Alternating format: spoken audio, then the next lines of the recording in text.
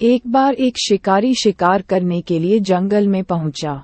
उसने अपने तीर पर बहुत ही खतरनाक जहर लगाया और शिकार को निशाना बना करके उसने तीर को छोड़ा, लेकिन उसका तीर चूक गया और तीर एक पेड़ पर जा लगा।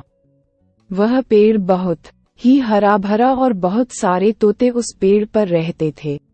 जैसे ही वह जहरीला तीर उस पेड़ पर जाकर लगा, वह पेड़ धीरे धीरे सूखने लगा और उस पेड़ पर जो भी तोते रहते थे वह एक एक करके उस पेड़ को छोड़कर जाने लगे।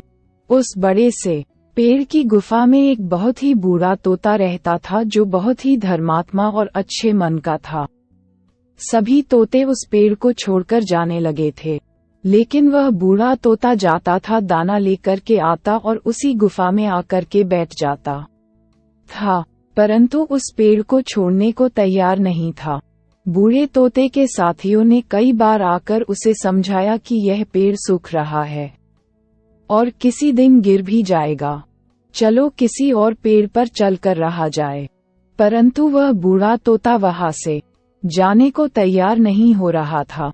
अब ये बात देवराज इंद्र तक पहुंची। उन्हें बताया गया कि एक तोता है, वह जिस पेड़ पर रहता है उस पेड़ पर एक जहरीला तीर लगने के कारण सूखने, गिरने और खत्म होने के कगार पर आ पहुंचा है, और एक बूढ़ा तोता अभी भी वहीं पर रह रहा है।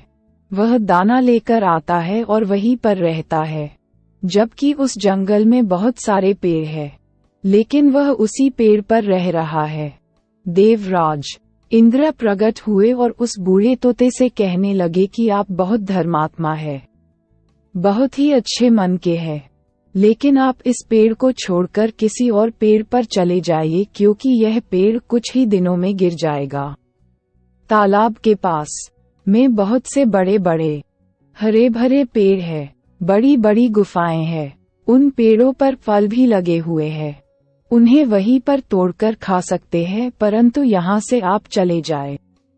तोता बोला, माफ कीजिएगा, इस पेड़ ने मुझे जीवन दिया है, शिकारियों से मेरी रक्षा की है, हर मौसम में मेरे साथ रहा है, ये गुफा मेरा घर है, यहाँ मैं पला बड़ा हूँ, इस पेड़ को मैं छोड़कर कैसे जा सकता हूँ?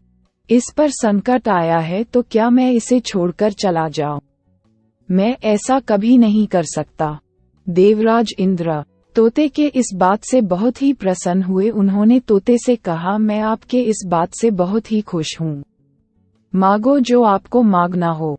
उस बूढ़े तोते ने कहा, मुझे बस इतना मांगना है कि जिस पेड़ ने मुझे जन्म दिया, जहाँ मैं रहा पला बड़ा, जिसे आप मेरा जन्मभूमि कह सकते हो, आप इसे फिर से वैसा ही हरा भरा कर दो जैसा ये था। देवराज इंद्र ने अमृत से उस पेड़ को सींच दिया और पहले की तरह हरा भरा कर दिया। अब वापस से उस पेड़ पर आकर के बाकी तोते रहने लगे। वह बूढ़ा तोता कुछ समय तक और जिंदा रहा, फिर उसकी मृत्यु हो गई और वह स्वर्ग में चला गया।